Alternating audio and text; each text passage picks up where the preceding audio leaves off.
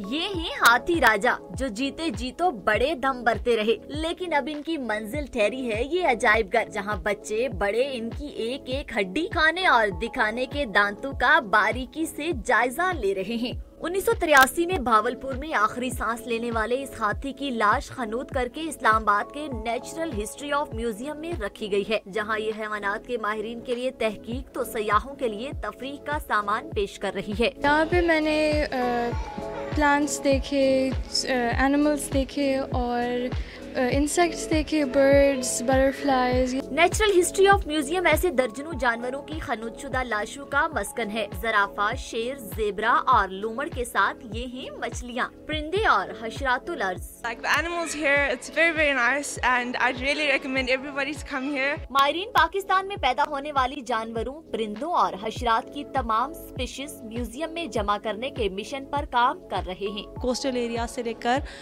ठंडे इलाकों तक हमारे विजिट्स होते हैं और उसमें जो होते हैं हमारे पास एम्फीबियंस हो गए, रेप्टाइल्स हो गए, ये सारे लेकर आते। शेर के दांत कैसे, बिच्छू की डंग कैसी होती है। नेचुरल हिस्ट्री ऑफ म्यूजियम में आने वाले सयाह चरिंदों, दरिंदों और परिंदों से मुतालिक ऐसी ही जानकारी लेते हैं।